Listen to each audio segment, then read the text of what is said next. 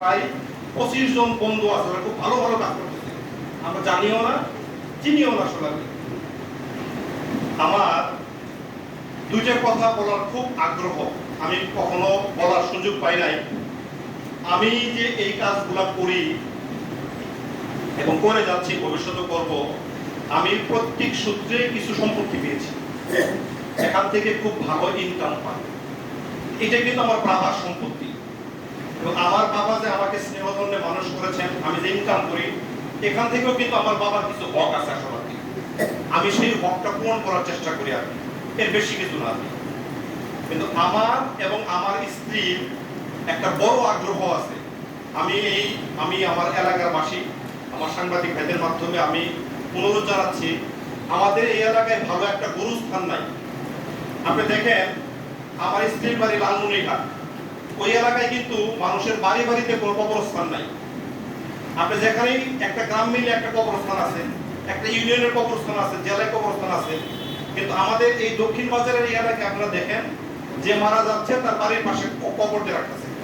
10 বছর 50 বছর পরে কবর কিন্তু আর থাকতেছে না, স্মৃতিও থাকতেছে না। আসলে যদি একটা সেন্ট্রাল কবরস্থান হয়, আপনারা যদি আমাকে সহযোগিতা করেন, যদি একটা লেন পাওয়া যায়, আমরা বাজার দরে কিনে নিব ইনশাআল্লাহ। কিনে নিয়ে আমরা এই এলাকায় একটা কবরস্থান করতে চাই, এটা আমার খুব আগ্রহ। যেমন আমার বাবা, আমার দাদা, আমার দাদিকে যেখানে কবর দিছে, মানে আমার আশঙ্কা হয় যে 10-15 বছর পরে কবর থাকবে কিনা আমি জানি না। কিন্তু মানুষ তো অনেক সময় বলে যে কবর নিশ্চিহ্ন হয়ে যায়, কিন্তু দোয়া করার জন্য একটা জায়গা নির্ধারিত থাকা উচিত। আজকে যে এখানে প্রোগ্রামটা হয়েছে, আমি মসজিদ কমিটির আয়োজককে আমি ধন্যবাদ জানাই। এই প্রোগ্রামটা আরো 2টা মসজিদে বর্ধিত হবে। একটা হলো আমাদের বংশের একটা মসজিদ আছে, এটা হলো আকন্দবাড়ি মসজিদ, এটার সেক্রেটারি হলেন সাংবাদিক মুয়াজ্জেম হোসেন গিলানি, ওনার নেতৃত্বে ওইখানে হবে। আর আরেকটা প্রোগ্রাম হবে খানবাড়ি মসজিদে।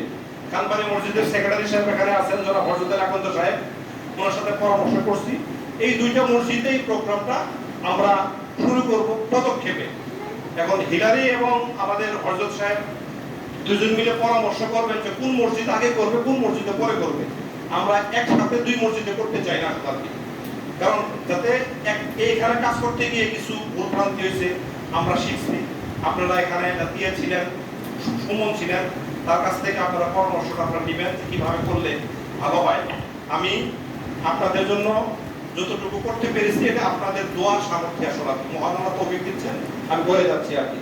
আপনারা আমার ডাকে এখানে, এই মসজিদ কমিটির লোকের ডাকে এখানে আসছেন, আমি আপনাদেরকে ধন্যবাদ জানাচ্ছি। আপনারা দোয়া করবেন যাতে এরকম কাজ আরো সবাই আমরা করতে পারি, সবাই বেশি বেশি করতে পারি।